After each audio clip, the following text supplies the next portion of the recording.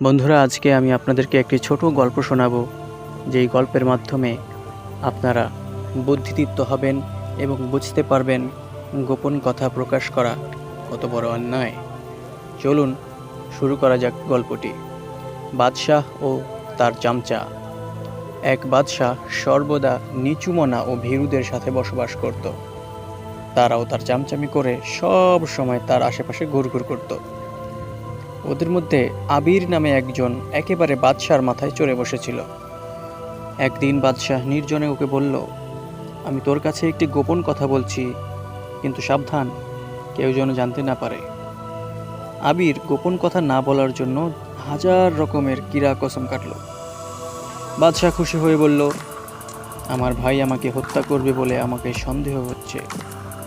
তুই সর্বদা আমার দিকে লক্ষ্য রাখবি, যেন ভাই কিছু করার আগেই আমি ওকে শেষ করে দিতে পারি। খারাপ লোকের পেটে গোপন কথা হজম হয় না। আবির সুযোগ পেয়েই সব কথা বাদশার ভাইয়ের কাছে প্রকাশ করে দিল। এজন্য সে তার বিনিময়ে আবিরকে অনেক উপঢৌকন প্রদান করল। ফলে সে কৌশলে বাদশার নিকট থেকে দূরে সরে থাকলো এবং গোপনে তাকে শেষ করার উপায় খুঁজতে লাগলো। বাদশার ভাগ্য ছিল মন্দ, তাই ভাইয়ের হাতেই সে খুন হলো। ভাই সিংহাসনে বসে প্রথমেই বিশ্বাসঘাতক আবিরের মৃত্যুদণ্ড ঘোষণা করল। সে কেঁদে গড়াগড়ি খেয়ে বলল, আমার সদ্ব্যবহারের প্রতিদান বুঝি এই শাস্তি? বাদশাহ বললেন, গোপন কথা প্রকাশ করা হলো সবচেয়ে বড় অপরাধ। আমার ভাই তোকে এত বিশ্বাস করত, আর তার কথাই যখন তুই হজম করতে পারলি না, তখন আমি কোন বিশ্বাসে তোকে জীবিত রাখতে পারি? অবশেষে বাদশাহর আদেশে তাকে ফাঁসি দেওয়া হলো।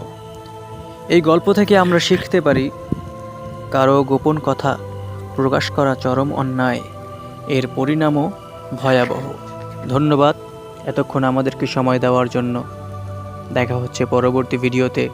লাইক করুন, একটি শেয়ার করুন, আপনার মতামত কমেন্টে জানিয়ে দিন। ধন্যবাদ, ভালো থাকবেন।